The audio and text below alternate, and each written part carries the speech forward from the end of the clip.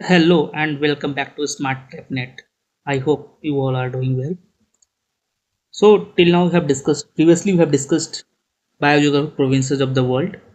Now we are going to discuss agroclimatic zones of the India and also agroecological regions of the India. ठीक है, इस lecture में हम agroclimatic zones of India discuss करने जा रहे हैं एंड ऑल्सो कि टेलीग्राम पे क्वेश्चंस मैं अपडेट करते जा रहा हूँ, ठीक है। तो वहाँ आप जाके सॉल्व भी कर सकते हैं। उसके बहुत ही एकदम शॉर्ट एक्सप्लेनेशन भी दिया हुआ है कि वो ऑप्शन क्यों सही है, ठीक है। तो वहाँ और भी क्वेश्चंस हम फ्रेम करते जा रहे हैं जो जल्दी उसमें हम अपलोड करते जाएंगे, plus working on notes so that कि वो भी हम जितना अब तक हो चुका टॉपिक्स उसके सारे अपलोड कर दिए जाएँ, ठीक है। बट मोस्ट इम्पॉर्टेंटली कि आप लेक्चर देखें, ठीक है, वो ज़्यादा हेल्प करेगा। और प्लीज़ डू लाइक शेयर और सब्सक्राइब करें चैनल को, ठीक है, अगर आपको सही लगता है तो। ओके, सो दैट कि थोड़ी क्या बोलते हैं, थोड़ा सही से चीज़ें देखें और भी लोग देखें और भी लोगों को चीज़ें सही लगें, ठीक है। तो चलते हैं, हम स्टार्ट करते हैं लेक्चर को। तो एग्रोक्लाइमेटिक जोन्स ऑफ इंडिया, तो ये सबसे पहले ज़रूरी है कि ये हमको जोन्स बनाने क्यों पड़े। तो क्योंकि इंडिया एक बहुत बड़ा टेरिटरी है, ठीक है, जो कि 32 डिग्री ऑफ लैटिट्यूड में है। जैसे कि 32 डिग्री ऑफ लैटिट्यूड स्पैंस मतलब वर्टिकली और हॉरिजॉन्टली देखें दोनों तरह से हम बहुत ज़्यादा हैं, ठीक है। ऊपर से लेके नीचे 3200 किलोमीटर हैं, ये भी 2900 किलोमीटर हैं, तो एक हिसाब से बहुत ज़्यादा हैं। तो और प्लस हमारे यहाँ डाइवर्सिटी बहुत ज़्यादा है। ये नॉर्थ में इधर पहाड़ आ गया है, हिमालयज आ गया, यहाँ पे समुद्र किनारा है, ठीक है, यहाँ पे डेजर्ट्स के रीजन हो गया, यहाँ पे लावा वाली मिट्टी हो गई, यहाँ का क्लाइमेट अलग है, तो नॉर्थ ईस्ट का क्लाइमेट अलग है। तो वो सारे चीज़ों को देखते हुए सॉइल वेजिटेशन अलग है, तो हमने कहा कि ऐसे काम तो नहीं चलेगा। हमें ये जोन की क्लासिफिकेशन इसलिए करना था ताकि हमें एक समझ में आए कि किस रीजन में किस तरह का एग्रीकल्चर किया जा सकता है, किस रीजन का एग्रीकल्चर पोटेंशियल क्या है, और उसके एक हिसाब से ही हम उस रीजन के लिए हम बना सके, पॉलिसीज बना सके, या फिर उस तरह का वहाँ पे हेल्प प्रदान कर सके, या फिर उस तरह से चीज़ों को हम वहाँ पे कि हाँ ठीक है उस रीजन में बढ़ावा दे सके कि ये क्रॉप ग्रो करें क्योंकि वो क्लाइमेटिकली सूटेबल है। तो इन सब चीज़ों के लिए एग्रो क्लाइमेटिकल जोन्स, ठीक है, बने इंडिया में, जो इंडिया को डिवाइड किया गया एग्रो क्लाइमेटिक जोन्स में, ठीक है। ये कॉन्सेप्ट था agro climatic zones recognises that successful agriculture depends upon the interactions between climate variables, soil characteristics, water availability, existing cropping system, ठीक है। तो इन सारे सिस्टम को, फैक्टर्स को अलग अलग ट्रीट करने की जगह हमने क्या किया कि सबको एक साथ ले आते हैं और देखते हैं कि कहाँ पे कौन सा एलिमेंट काम कर रहा है, ठीक है। तो इसलिए एग्रो क्लाइमेटिक जोन्स हम सोचे बनाने के लिए, ठीक है। तो ये एग्रो क्लाइमेटिक जोन्स है वो काफ़ी सारे अंडरस्टैंडिंग समझ के बाद, काफ़ी सारे ट्रायल के बाद, काफ़ी सोच बूझ के बाद, ठीक है, ये बनाया गया। और इसको प्लानिंग कमीशन ने बनाया, ठीक है। कब? 1988 में। ये क्वेश्चन आ सकता है। प्लानिंग कमीशन ने 1988 में पहली बार आइडेंटिफाई किया 15 ब्रॉड एग्रो क्लाइमेटिक जोन्स, कि पहले बड़े बड़े जोन्स बनाए गए। उसके बाद में उसको सब डिवाइड किया गया 127 सब जोन्स में, ठीक है। तो हमारे लिए इंपॉर्टेंट 15 है, हमारे लिए 127 याद रखना इंपॉर्टेंट नहीं है, ठीक है। वैसे 15 भी ब्रॉडली याद रहे तो ठीक है यूजीसी नेट के लिए, ठीक है। उतना डिटेल्स में भी याद नहीं रहे तो चलना। मेन इंपॉर्टेंट क्या, कब आया था? 1988 में। कौन लाया? प्लानिंग कमीशन से, ठीक है। उसके बाद इसका कारण क्या है, मेन में जानना है क्यों लाया गया, क्योंकि गाइडेंस मिल सके एग्रीकल्चर प्लानिंग और डेवलपमेंट को, ठीक है। क्लासिफिकेशन सिस्टम में कई सारे मल्टीपल फैक्टर्स को कंसीडर किए गए, जैसे क्लाइमेटिक पैरामीटर्स थे, सॉइल कैरेक्टरिस्टिक्स थी, टोपोग्राफिकल फैक्टर्स थे, फिजियोग्राफिक फीचर्स थे, ठीक है। चलते हैं नेक्स्ट। तो इसमें मेथोडोलॉजीज क्या क्या यूज की गई, तो एक था कि क्लाइमेटिक जो क्लासिफिकेशन था कोपेन का, उसका यूज किया गया क्योंकि ऑलरेडी उसने क्लासीफाई कर रखा था कि कहाँ पे किस तरह का क्लाइमेट है। फिर थॉर्नवेट का भी हम क्लासिफिकेशन को यूज करते हैं, ठीक है। और क्या क्या यूज किया गया था? रेनफॉल का यूज किया गया सबसे पहले कि कहाँ पे कितनी बारिश होती है, ये मतलब ये सारे फैक्टर्स को एक साथ किया गया। फिर टेम्परेचर का मेन एनुअल सीजनल वेरिएशन क्या है, ह्यूमिडिटी कितना रहता है, सॉइल टाइप्स के हिसाब से देखा गया, टोपोग्राफी के हिसाब से देखा गया, वाटर अवेलेबिलिटी कितनी है, कितना सरफेस पोटेंशियल है, कितना ग्राउंड वाटर पोटेंशियल है, कितना वहाँ पे रेनफॉल डिपेंडेंसी है। फिर क्रॉपिंग पैटर्न्स को देखा गया कि वहाँ पे डोमिनेंट क्रॉप्स कौन सा है, ठीक है। फिर एग्रो इकोलॉजिकल रीजन्स बनाया गया, ठीक है। एग्रो इकोलॉजिकल रीजन उसके बाद आया बाद में, ठीक है। ये सब क्योंकि वो आईसीआर ने बनाया था, ठीक है, agriculture research, Indian council of agriculture research ने, ठीक है। तो वो 20 AER बनाए ये इसके बाद। चलते हैं नेक्स्ट। मेन ऑब्जेक्टिव क्या था एग्रो क्लाइमेटिक रीजन्स का कि ऑप्टिमाइज करें हम एग्रीकल्चर प्रोडक्शन। हमें पता है कि हमारा एग्रीकल्चर प्रोडक्शन उतना ज़्यादा नहीं था जितना आज की डेट में। आज तो हम मतलब ग्रेन सरप्लस हैं, ठीक है, हमारे पास अनाज की कमी नहीं है। हम अनाज इतने ज़्यादा कि दूसरों को देते हैं, ठीक है। एक ज़माने में था जब हमारे पास अनाज की कमी होती थी, हम दूसरों देशों पर निर्भर रहते थे, ठीक है। और वो जैसे कि अमेरिका, अगर आप जान देंगे कि 60s के समय में अमेरिका ने हमें गेहूँ देने से मना कर दिया था। ऐसा नहीं था कि गेहूँ उनके पास नहीं था, उनके पास गेहूँ बहुत ज़्यादा था, उनकी प्रोडक्शन बहुत ज़्यादा होती थी, लेकिन उन्होंने हमसे मना कर दिया, फिर सड़ा गेहूँ भेजते थे। तो इसलिए कि वो ट्विस्ट करते थे हमारे चीज़ों को, पॉलिसीज़ को, फॉरेन पॉलिसीज़ को, कि आप ऐसा नहीं कीजिएगा तो हमको अनाज नहीं देंगे। तो फिर हमारा ग्रीन रेवोल्यूशन हुआ और उसके बाद की कहानी आज पता ही है। तो ये सेल्फ रिलायंस हम बने हैं। अगर आप, इसलिए बोलता हूँ ना मैं लोगों को कि आप चीज़ों को आज देखते हैं ना जिस पर्सपेक्टिव में, इन्वायरमेंट से लेकर हर चीज़ को, हिस्टोरिकल बैकग्राउंड भी देखिए कि हम कहाँ से कैसे क्या किए, ठीक है। इंडिपेंडेंस के बाद चीज़ें बहुत खराब थी, बहुत ज़्यादा खराब थी हमारे देश में। अंग्रेजों ने कुछ नहीं छोड़ा था, दे टुक अवे एवरीथिंग, वेल्थ, सब कुछ, वेल्थ, इंटेलिजेंस, माइंड, सब अच्छे लोगों को भी ले गए अपने यहाँ, ठीक है। तो बहुत मेहनत किया उस समय के लोग, बहुत ही ज़्यादा मैं कहूँगा कि पैट्रियोट थे, ठीक है। बहुत ज़्यादा पैट्रियोट थे, देशभक्त लोग थे। उन्होंने बहुत काम किया, बहुत मेहनत किया, यानी कि एक सिंपल फार्मर जो आज भी कर रहे हैं वो, ठीक है। तो इसलिए कभी कभी जब बहुत सारे न्यूज़ देखते हैं तो अच्छा नहीं लगता है कि लाइक कि खासकर फार्मर से रिलेटेड, ठीक है, कि they died, they do suicide और वट एवर थिंग्स, कि ऐसा नहीं होना चाहिए, ठीक है। गवर्नमेंट को फोकस करना चाहिए उन पर, क्योंकि उन्होंने मेहनत किया ना भाई। हम जो सरकारी ऑफिस में बैठे हुए लोग पॉलिसी बनाए, या हम जैसे पढ़े लिखे साइंटिस्ट लोग, साइंटिस्ट अगर हो गए और हम गए, हमने गया हाँ ठीक है ये बीज होना चाहिए, लेकिन हम तो पूरे देश में खेती नहीं की है ना, वो तो वही फार्मर्स की है। तो ये सब चीज़ें हैं। तो उसमें देखा गया कि उनकी इनकम बहुत कम है, तो उसके लिए किया गया, ठीक है, रूरल एम्प्लॉयमेंट हो ताकि माइग्रेशन कम हो शहर की तरफ। उसके बाद जुडिशियस यूज हो अवेलेबल इरिगेशन वाटर का, ठीक है, रीजनल इनक्वालिटीज़, ठीक है, दूर हो सके। लेकिन आज भी बहुत ज़्यादा रीजनल इनक्वालिटीज़ हैं, ठीक है। एक रीजन बहुत अमीर है तो दूसरा रीजन बहुत गरीब है। तो ये सब चीज़ें मतलब देखा जाए तो कुछ चीज़ें हुई सही, कुछ चीज़ें नहीं हुई, ठीक है। उसके बाद क्या है, 15 मेजर एग्रो क्लाइमेटिक जोन्स कौन कौन से हैं। तो जोन 1 है वेस्टर्न हिमालयन रीजन का, जोन 2 है ईस्टर्न हिमालयन रीजन का, जोन 3 है लोअर गैंजेटिक प्लेन है, जोन 4 है मिडिल गैंजेटिक प्लेन है, जोन 5 है अपर गैंजेटिक प्लेन है, जोन 6 है ट्रांस गैंजेटिक प्लेन है, ठीक है। जोन 7 है ईस्टर्न प्लेटू और हिल्स रीजन है, जोन 8 है सेंट्रल प्लेटू और हिल्स रीजन है, जोन 9 है वेस्टर्न प्लेटू और हिल्स रीजन है, जोन 10 है सदर्न प्लेट्यू और हिल्स रीजन है, जोन 11 है ईस्ट कोस्ट प्लेन्स और हिल्स रीजन है, जोन 12 है वेस्ट कोस्ट प्लेन्स है और घाट के रीजन है, जोन 13 है गुजरात प्लेन्स है, हिल्स रीजन है, जोन 14 है वेस्टर्न ड्राई रीजन है, जोन 15 आइलैंड रीजन्स है। तो ये हमारा जोन 1 था, ये जोन 2 है, ठीक है।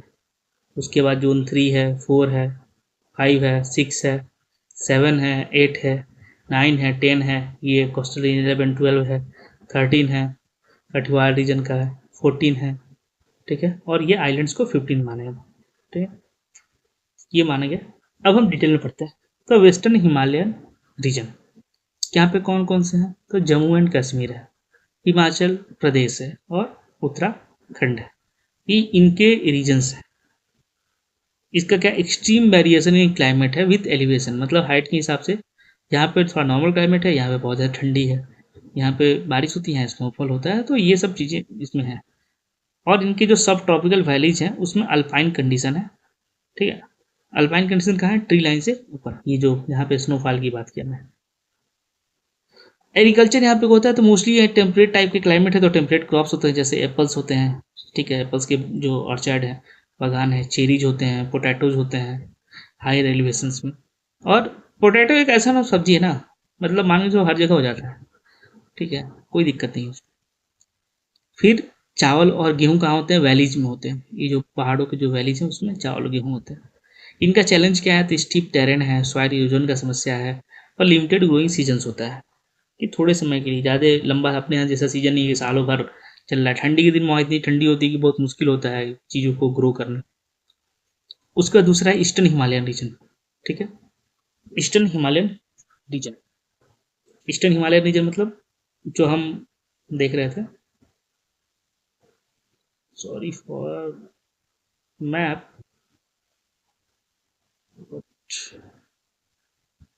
ठीक है, तो ये वाला रीजन, ठीक है, ये वाला रीजन हमारा इंडिया का। तो इस इधर के बारे में पढ़ना है। ये नॉर्थ ईस्ट स्टेट्स के हैं और कुछ कुछ बंगाल के, वेस्ट बंगाल के पार्ट्स ही है इधर वाला। यहाँ पे रेनफॉल ज़्यादा होता है, कई बार 2000 mm से भी ज़्यादा। ठीक है, ह्यूमिड कंडीशंस हैं। ये किस लिए फेवरेबल है? राइस कल्टीवेशन के लिए, सब ट्रॉपिकल हॉर्टिकल्चर के लिए। ठीक है, यहाँ पे कई सारे न्यूमरस माइक्रो क्लाइमेट्स बनते हैं क्योंकि वहाँ का टोपोग्राफी बहुत ही कॉम्प्लेक्स है, इसलिए वहाँ पे बहुत सारे डाइवर्स क्रॉपिंग सिस्टम होते हैं। जैसे हिल्स पे क्या होता है, टी प्लांटेशन होता है, ठीक है, और वैलीज में क्या होता है, राइस कल्टीवेशन होता है। और दोनों ऐसे क्रॉप्स हैं जिनको ज़्यादा से ज़्यादा रेनफॉल चाहिए, लेकिन दोनों का अलग अलग सिस्टम है। जैसे राइस को जो चाहिए, राइस को जो रेनफॉल चाहिए उसमें चाहिए कि वो स्टैग्नेंट हो, इसलिए वैलीज में पानी बरसा और इकट्ठा हुआ है, इसमें हम राइस रोपिए। लेकिन जो टी को चाहिए, टी को बारिश हो लेकिन सारा का सारा पानी बह जाए, इकट्ठा नहीं रहना चाहिए, इसीलिए स्लोप पे टी प्लांटेशन होता है, बारिश हुआ सारा पानी बह गया, और यहाँ पे इकट्ठा चाहिए, तो इसलिए वैलीज में राइस हो रहा है। तो थोड़ा लॉजिकल पढ़ेंगे ना, तो ये भी दिमाग नहीं लगाना पड़ेगा कि कहाँ पे कौन सा चीज़ होगा, लॉजिकल पता रहेगा तो रटना नहीं है कि कहाँ पे क्या होगा। फिर लोअर गैंजेटिक प्लेन्स जो, ठीक है, इसमें वेस्ट बंगाल आएगा, बिहार का पार्ट आता है और ईस्टर्न उत्तर प्रदेश का आता है। ये अलुवियल रीजन है, फर्टाइल सॉइल है, गंगेज रिवर्स ने डिपोजिट किया हुआ है। वहाँ पे राइस कल्टीवेशन बहुत ज़्यादा होता है मानसून में। यहाँ पे इंटेंसिव एग्रीकल्चर होता है, राइस वीट क्रॉपिंग सिस्टम होता है। समस्या यहाँ पे क्या है, यहाँ पे है फ्लडिंग की समस्या। हम हर साल सुनते हैं कोसीज में फ्लड आ गया, गैंजेटिक इस रीजन में फ्लड आ गया, तो वो एक फ्लडिंग की समस्या वहाँ पे ज़्यादा है। फिर हम चलते हैं मिडिल गैंजेटिक प्लेन में, तो ये सेंट्रल और वेस्टर्न यूरोप और कुछ कुछ पार्ट्स है बिहार का। ये है heart of India's feed production. क्यों? क्योंकि यहाँ पे बहुत ज़्यादा बारिश भी नहीं होती, मतलब होती है, और मौसम भी थोड़ा ठंडी में, ज़्यादा ठंडी मतलब जो चाहिए एक, क्या बोलते हैं, गेहूँ के क्रॉपिंग के लिए, वो उससे रहता है। ठीक है, अलुवियल फर्टाइल है और इरिगेशन सिस्टम आराम से गैंगेज के हमने लगा रखे हैं। यहाँ पे भी मानसून सिस्टम आता है समर में, और माइल्ड विंटर्स होते हैं, और कंसनट्रेटेड रेनफॉल होता है जून से सितंबर तक। फिर हमारा आ गया ट्रांस गैंजेटिक प्लेन जोन, इसमें आ गया अपना पंजाब, हरियाणा और राजस्थान के कुछ कुछ पार्ट्स। ठीक है, यहाँ पे सेमी एरिड कंडीशन होता है, जहाँ पे लोअर रेनफॉल होता है गैंजेटिक प्लेन से, जो प्रॉपर जो गैंजेटिक प्लेन है उनसे लोअर होता है। तो इसलिए यहाँ पे किस पे डिपेंड है, इरिगेशन पे डिपेंडेंट है, नहर बहुत सारे हैं, कैनाल सिस्टम पे, ये सब पे डिपेंडेंट है, ग्राउंड वाटर पे डिपेंडेंट है। इसी कारण से हरियाणा और Punjabi side ground water layer बहुत नीचे चले गए, कई जगह तो 300-400 मीटर तक नीचे चला गया है, तो ये बहुत चिंता की बात है। ठीक है, वहाँ पे कॉटन और व्हीट होता है क्रॉप्स में, तो ये जोन, हाँ, इसका वाटर स्कार्सिटी के चैलेंज को फेस करता है। दैट लिमिट एग्रीकल्चर एक्सपेंशन, इसी कारण से एग्रीकल्चर एक्सपेंशन है, खासकर मोनोकल्चर है। मोनोकल्चर मतलब कि वो 2 ही 3 ही क्रॉप्स उगाते हैं, बाकी और कुछ नहीं, डाइवर्सिटी नहीं है। ठीक है, उसके बाद है eastern plateau and hills region. Eastern plateau और हिल्स रीजन, तो ये वाला रीजन, ठीक है, ईस्टर्न प्लेटू और हिल्स रीजन, ये झारखंड और उड़ीसा वाला रीजन, छत्तीसगढ़ के कुछ पार्ट्स। तो Jharkhand, Orissa, Chhattisgarh, parts of Madhya Pradesh and West Bengal, ये जोन में क्या है, अनडुलेटिंग टोपोग्राफी है, मॉडरेट रेनफॉल है। अनडुलेटिंग टोपोग्राफी मतलब ऐसे, तो ठीक है, कि हल्का सा ऊंचा फिर गड्ढा, हल्का सा ऊंचा, हल्का सा, मतलब जो ट्रफ है वो हल्का रहेगा, ठीक है, ये हल्का रहेगा। तो जो मतलब जो वैलीज टाइप दिख रहा है वो एकदम हल्का ही से गहरा रहेगा, बहुत ज़्यादा अंदर है। जैसे कि हिमालय में क्या है कि ऐसे हैं पहाड़, ठीक है, ऐसे हैं, लेकिन यहाँ पे एकदम हल्का सा, एकदम हल्का सा, तो इसको बोलते हैं अनडुलेटिंग टोपोग्राफी, कि इसका अनडुलेटिंग टोपोग्राफी है। तो मॉडरेट रेनफॉल है, तो इसके अर्थ से वहाँ पे राइस होते हैं, पल्सेस होते हैं, ऑयल सीड्स होते हैं। ट्राइबल पॉपुलेशन प्रैक्टिस करते हैं ट्रेडिशनल एग्रीकल्चर। ठीक है, चलते नेक्स्ट। फिर सेंट्रल प्लेटू और हिल्स रीजन, तो ये मध्य प्रदेश, राजस्थान और उत्तर प्रदेश को कवर करता है। ठीक है, बीच वाला एरिया है, ये semi arid to sub humid condition है, यहाँ पे भी मॉडरेट रेनफॉल होता है। सोयाबीन यहाँ पे मेजर क्रॉप्स है, ठीक है, सोयाबीन इस रीजन का। उसके साथ साथ ट्रेडिशनल सीरियल्स हैं, पल्सेज हैं, ठीक है, मतलब जो हम लोग बात करते हैं ना मोटे अनाज का, जो आजकल चला हुआ है फैशन में, मिलेट्स, ये भी इस रीजन में काफ़ी होता है। मिलेट्स में बहुत सारे होते हैं, ज्वार, बाजरा, ये सब चीज़ें। फिर रीजन ब्लैक कॉटन सॉइल को प्रेफर करता है, तो यहाँ पे कॉटन कल्टीवेशन भी होता है इस रीजन में, खासकर वेस्टर्न मध्य प्रदेश वाले रीजन में। उसके बाद western plateau and hills region, ये है महाराष्ट्र, मध्य प्रदेश और गुजरात का। यहाँ पे बहुत अलग तरह की टोपोग्राफी है, इसलिए डाइवर्स एग्रीकल्चर कंडीशन होता है। इस रीजन में शुगर कैन कल्टीवेशन होता है रिवर वैलीज में, क्योंकि शुगर कैन कल्टीवेशन के लिए बहुत ज़्यादा पानी चाहिए, तो उस रीजन में हो जाता है। फिर ड्राईलैंड फार्मिंग होती है प्लेटूज में, थोड़ा पानी कम है तो वहाँ पे। तो ड्राईलैंड फार्मिंग में भी बहुत सारे जो मोस्टली हमारे जो क्या बोलते हैं मिलेट्स है, उस तरह के क्रॉप्स किए जाते हैं। यहाँ पे कॉटन बहुत ज़्यादा होता है, ठीक है। हॉर्टिकल्चर भी होता है, फ्रूट्स ये सब वेजिटेबल्स भी बहुत ज़्यादा उगाए जाते हैं, क्योंकि इनको भी बहुत ज़्यादा पानी नहीं चाहिए। उसके बाद southern plateau and hills region, तो इसमें आंध्र प्रदेश आ जाता है, कर्नाटका आ जाता है, तमिलनाडु आ जाता है। ये जोन क्या है, ग्रेनाइट बेस्ड सॉइल से, और यहाँ पे मॉडरेट रेनफॉल होता है। यहाँ पे क्या होता है, मिलेट्स होता है, मिलेट्स में मोस्टली रागी होता है इस रीजन में, पल्सेज होते हैं, कॉटन होते हैं, और इंपॉर्टेंट हॉर्टिकल्चर क्रॉप्स होते हैं, जैसे बनाना का कल्टीवेशन ये सब भी होता है, ठीक है। इरिगेशन डेवलपमेंट है expanded crop choices and productivity, यहाँ पे इरिगेशन के डेवलपमेंट के कारण कई तरह की आप क्रॉप्स होते हैं। फिर है east coast plains and hills region, ये है coastal area of Andhra Pradesh, Tamil Nadu और उड़ीसा।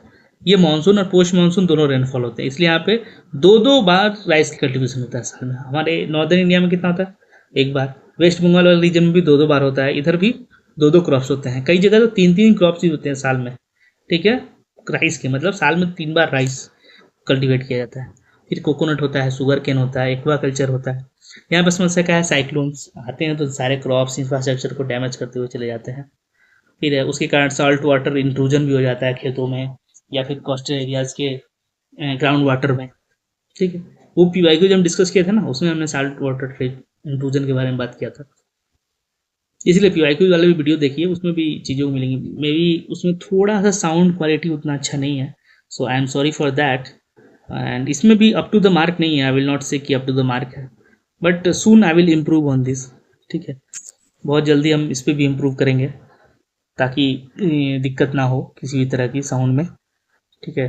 जैसा ही कुछ लोग कह रहे थे मैं समझ सकता हूँ, बट मेरी भी अभी लिमिटेशंस है अपनी, इस कारण से प्लीज़ बेयर विथ मी। मैं नहीं चाहता भी नहीं हूँ कि मैं एकदम से पॉज कर दूँ, कभी कभी आता है मन में कि हाँ सब कुछ बंद कर देते हैं, बाद में जब सिस्टम जब पूरी प्रॉपर सेट हो जाएगा उसकी बात करेंगे, बट फिर कहते नहीं एग्ज़ाम आने वाला है तो पूरा कंटिन्यू करते हैं। तो इसमें वेस्ट कोस्ट प्लेन और घाट के रीजन में क्या क्या है, महाराष्ट्र है, गोवा है, कर्नाटका है, केरला है। यहाँ पे हाई रेनफॉल होता है, ह्यूमिड कंडीशन रहता है, और यहाँ पे राइस कल्टीवेशन, स्पाइस प्रोडक्शन होता है। यहाँ भी प्लांटेशन क्रॉप्स होते हैं, कौन से, कोकोनट कैसे टाइप। यहाँ पे वेस्टर्न घाट में ओरोग्राफी की इफेक्ट होता है, इसलिए यहाँ पे रेनफॉल ज़्यादा हो जाता है। ओरोग्राफी मतलब जैसे ये है ना समुद्र का, अरेबियन सी है यहाँ पे, ठीक है, अरेबियन सी है, ठीक है। और यहाँ पे ना वेस्टर्न घाट एकदम तुरंत, और ये थोड़ा बहुत प्लेन्स के रीजन है। तो क्या होता है कि जितना यहाँ से हवा आई, यहाँ से उठी, यहाँ पे बारिश हो गई। ओरोग्राफी पढ़े थे ना रेनफॉल टाइप्स में, तो यहाँ पे सब बारिश हो गया, ठीक है। अब इस बार हवा जो गई उतनी मॉइस्चर नहीं है, तो ज़्यादा बारिश की होगा इधर, तो इसी कारण से इस स्लोप पे, ठीक है, ज़्यादा बारिश होती है। और ज़्यादा बारिश होने के कारण पानी बहुत है, तो राइस कल्टीवेशन होता है, स्पाइस प्रोडक्शन होता है, प्लांटेशन क्रॉप्स लगा सकते हैं इन स्लोप्स पे। फिर है next Gujarat plains and hills region, ये है गुजरात और पार्ट्स ऑफ राजस्थान।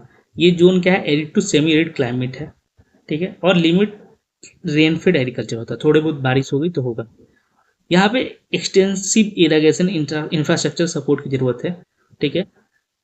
जो सपोर्ट होने के कारण क्या होता है, कॉटन, ग्राउंड नट या हॉर्टिकल्चर, सब्जियां वब्जियां बहुत होती हैं, ठीक है। अभी जैसे कि region has achieve remarkable agriculture growth throughout innovative water management and crop diversification. ये नहीं है, पानी कम है तो उसके हिसाब से उसी तरह के क्रॉप्स उगाते हैं, ठीक है। वेजिटेबल्स बहुत ज़्यादा उगाते हैं, खासकर नर्मदा जो प्रोजेक्ट था, ठीक है, नर्मदा रिवर वैली प्रोजेक्ट, जो जिससे डैम बना था नर्मदा पे, ठीक है, सरदार सरोवर डैम, तो वो सब से जो कैनाल्स आए वो भी इस रीजन में कैनाल्स गए हुए हैं। फिर है वेस्टर्न ड्राई रीजन, ये है desert area of Rajasthan, part of Gujarat and Haryana. Extremely rainfall से कारण यहाँ पे एग्रीकल्चर कम होता है, कुछ कुछ ड्रॉट टॉलरेंट क्रॉप्स होते हैं, और लाइफ स्टॉक सिस्टम होता है, मतलब मोस्टली पशु लोग पालते हैं, ठीक है। Decent agriculture development has expanded agriculture possibilities, ठीक है। यहाँ पर ठीक है, वाटर स्कार्सिटी तभी भी समस्या है, लेकिन कुछ कुछ रिसेंट एग्रीकल्चर इरिगेशन डेवलपमेंट हुआ, जैसे कि इंदिरा गांधी कैनाल निकला सतलज से, ठीक है, तो उसके कारण उसके आसपास के रीजन में क्या होता है कि खेती हो रही है, तो वहाँ पे वैसा सॉइल नहीं है कि हम बहुत ज़्यादा राइस या व्हीट कल्टीवेट कर सकें, तो मोस्टली वहाँ पे क्या लोगों ने किया कि वेजिटेबल्स फ्रूट्स उस तरह के वाटरमेलन या फिर ये सब की तरह के, तो ये सब जो है ना बहुत सारे यहाँ पे वेजिटेबल्स होते हैं अलग तरह के, और ये सारे वेजिटेबल्स ना जैसे आसपास के जो शहर है जैसे चंडीगढ़ हुआ, दिल्ली हुआ, जयपुर हुआ, तो वहाँ पे मार्केट में ये सप्लाई करते हैं। फिर है आइलैंड्स रीजन, तो आइलैंड रीजन हो गए अंडमान निकोबार और लक्षद्वीप, यहाँ पे बहुत ज़्यादा हाई रेनफॉल होता है, ट्रॉपिकल आइलैंड्स हैं, ह्यूमिडिटी बहुत ज़्यादा होती है, तो यहाँ पे कोकोनट कल्टीवेशन होता है, स्पाइस प्रोडक्शन होता है, सब्सिस्टेंस एग्रीकल्चर होता है, मतलब खेती उतनी होती है कि हाँ ठीक है जिंदा रह सके। यहाँ पे लिमिटेड एरिया है ना और आइसोलेशन है, तो यहाँ पे एग्रीकल्चर का चैलेंज ज़्यादा है कि बहुत ज़्यादा खेती या बहुत कुछ नहीं कर सकते, जो नेचुरली ग्रो कर सकता है उसी पे ज़्यादा डिपेंडेंट रहते हैं। तो ये टोटल हमारे 15 एग्रो क्लाइमेटिक रीजन हो गए। अब एग्रीकल्चर स्ट्रेटेजी एंड पॉलिसी है कि और क्या क्या किया जा सकता है। तो एक है क्लाइमेट स्मार्ट एग्रीकल्चर, तो इसमें क्या करते हैं कि ये अप्रोच हेल्प करता है, ठीक है, कि transform agri food system to support development and ensure food security under under climate change. ठीक है, इसका मेन आउटकम क्या है कि सस्टेनेबली इंक्रीज करें एग्रीकल्चर प्रोडक्टिविटी को और इनकम को, एडेप्ट करें रेजिलियंस टू क्लाइमेट चेंज को, रिड्यूस करें ग्रीन हाउस गैसेज इमिशन को। फिर है प्रिसीजन एग्रीकल्चर, जैसे कि टेक्नोलॉजी का यूज करते हैं, जैसे जीपीएस है, रिमोट सेंसिंग है, जीआईएस है, आईओटी है, to optimise agriculture inputs water fertilisers pesticides based on site specific condition. मतलब कि इन सारी टेक्नोलॉजी के आधार पर कि हम सैटेलाइट से देखें कि हाँ ठीक है इस रीजन में चाहिए, इस रीजन में नहीं चाहिए। फिर आईओटी लगाया कि इंटरनेट के थ्रू हम देख रहे हैं मौसम कितना है, कैसा है, क्वालिटी, उसके हिसाब से हम चीज़ों को कर रहे हैं। ठीक है, ताकि इफिशियंसी ज़्यादा हो और इम्पैक्ट कम हो जाए। प्रिसीजन एग्रीकल्चर में वो भी आ जाता है, जैसे कि वाटर स्प्रिंकलर सिस्टम, ये सब कुछ प्रिसीजन एग्रीकल्चर में ही है। फिर एक क्रॉस डाइवर्सिफिकेशन की मोनोकल्चर जो है एक ही तरह का क्रॉप्स उगा रहे हैं उसकी जगह हम वैरायटी ऑफ क्रॉप्स पे जाएं, ठीक है, उससे सॉइल हेल्थ भी होगा और रिस्क कम होगा। फिर इंटीग्रेटेड फार्मिंग सिस्टम का है कि क्रॉप कल्टिवेशन को लाइव स्टॉक एक्वा कल्चर या एग्रो फॉरेस्ट्री को साथ में ही करें। जैसे कि ये खेती कर रहे हैं बगल में ही यहाँ पे अपने रैंच बनाए हुए हैं, उसमें अपने पशुधन है, अपने काउज फेलोज हैं, ठीक है, जो भी है बकरी वट एवर यू फील, ठीक है, बगल में ही अब क्या है कि इसमें एक्वा कल्चर भी हमने बना लिया है। सपोज मुर्गी पालन है तो उसके जो रेसिड्यूज हैं वो यहाँ पे हम यूज कर लिए, या फिर प्लांट्स के एक्वा कल्चर में। फिर जो हमारा फार्म है उसके चारों तरफ हमने पेड़ लगा रखे हैं, तो एग्रो फॉरेस्ट्री का पार्ट हो गया। तो ये इंटीग्रेटेड फार्मिंग सिस्टम का है।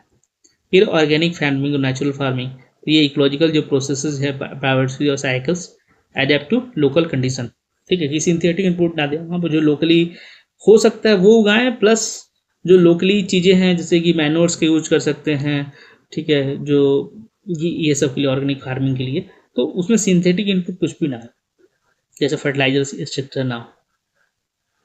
फिर है वाटर सेट मैनेजमेंट, तो ये integrated management of land water और बायोमास रिसोर्स है within a watershed to conserve soil water, improve productivity and enhance livelihood. तो वाटर सेट क्या होता है, तो जैसे कि सपोज कि एक नदी है, ठीक है, ये ऐसे जा रही है, तो ये पूरा रीजन में जहाँ जहाँ तक उसका असर है, ठीक है, उस ट्रिब्यूटरीज भी उसकी कुछ कुछ होंगी, तो ये पूरा एक वाटर सेट हो गया।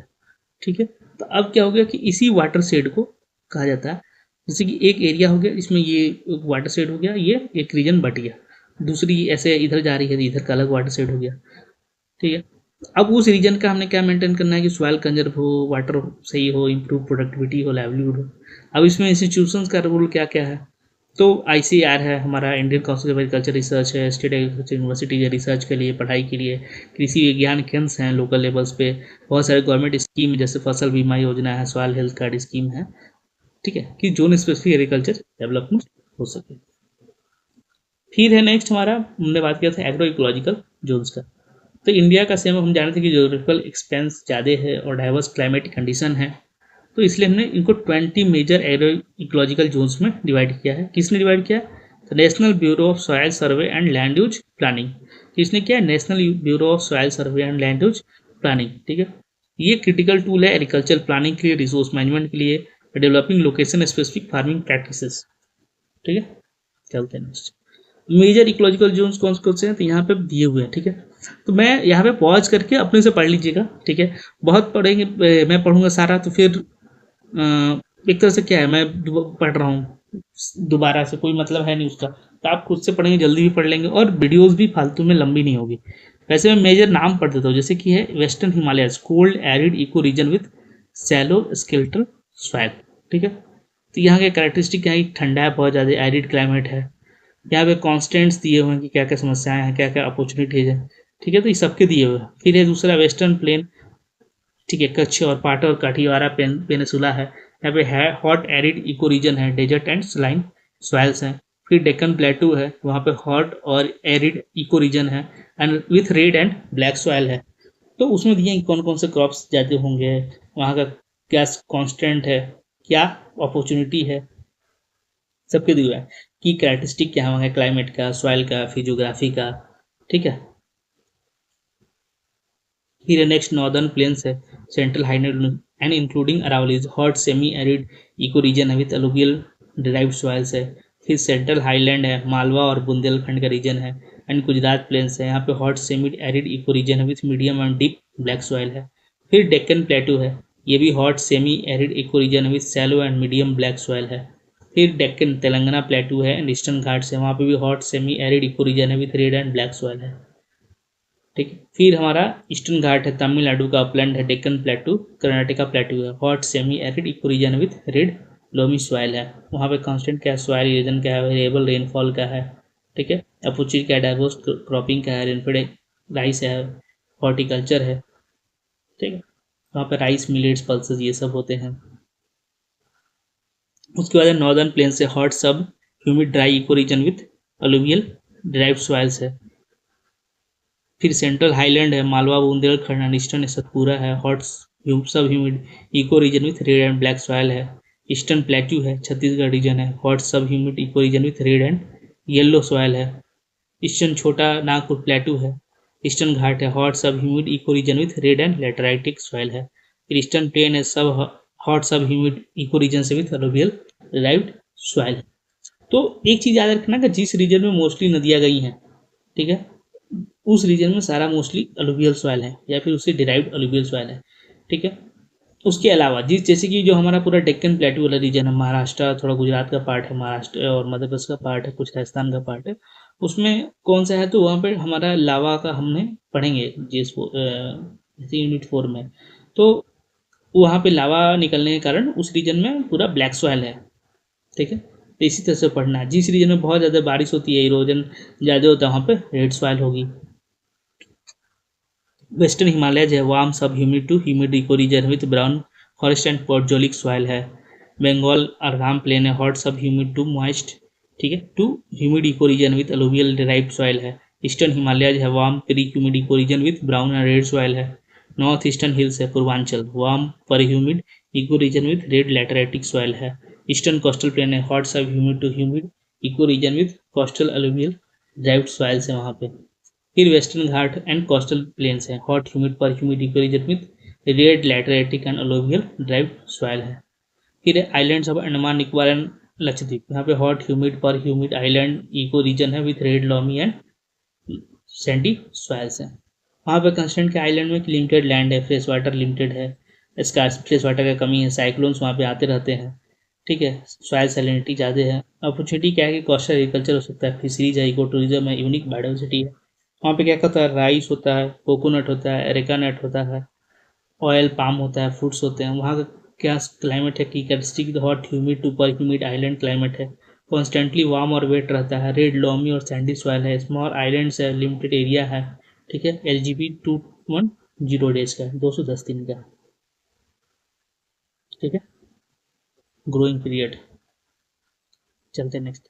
दोनों के बीच जो डिफरेंस क्या है, एग्रो क्लाइमेटिक जोन्स और एग्रो इकोलॉजिकल जोन्स के अलग अलग क्यों बनाए। तो प्राइम फोकस क्या था कि एग्रो क्लाइमेटिक जोन्स का थी, वो primarily on climatic factors affecting the growth. Ecological region में होलिस्टिक अप्रोच लाया गया कि integrating climatic, soil, physiographic factors को। की पैरामीटर्स क्या है, temperature, rainfall, humidity, solar radiation, evapotranspiration. इसमें क्या है, ऑल ACZ पैरामीटर्स, मतलब जितने इसमें हैं, plus detail soil characteristic, depth कितना, टेक्सचर क्या है, फर्टिलिटी क्या है, ड्रेनेज क्या है, फिजियोग्राफी, लैंडफॉर्म, स्लोप एलिवेशन और लेंथ ऑफ ग्रोइंग पीरियड, ठीक है, ये सब इसमें इंक्लूड किया गया। स्कोप क्या है, तो मैक्रो लेवल का ब्रॉडर क्लासिफिकेशन है। ये क्या है, एग्रो इकोलॉजिकल में मोर रिफाइंड, इंटीग्रेटेड और डिटेल्ड क्लासिफिकेशन है यूनिट्स है। पर्पज क्या है कि आइडेंटिफाई करना है रीजन का सिमिलर क्लाइमेटिक कंडीशन है, suitable for a range of crops and cropping system to optimise agriculture production by matching crops to climate. यहाँ पे क्या है, तो यहाँ पे क्या है, delineate land units with similar potential, ठीक है, and constant for land use, ठीक है। यहाँ पे क्या है, एक तरह का क्लाइमेट है, किस तरह का क्रॉप्स होता है उसमें, उसके आधार पे बांट दिया गया। यहाँ पे क्या है कि नहीं, कि भाई उस यूनिट में क्या समस्याएं हैं, किस क्या पोटेंशियल है, ठीक है, वहाँ पे किस तरह से हम एग्रीकल्चर को और प्लान कर सकते हैं, सस्टेनेबल रिसोर्स मैनेज कैसे कर सकते हैं, कौन से वहाँ पर टेक्नोलॉजी को लगा सकते हैं, उसके आधार पर इसको इकोलॉजिकल जोन्स को बांटा गया। फिर यहाँ पे ये 15 है एज पर प्लानिंग कमीशन, ये 20 है एज पर NBSS और LUP।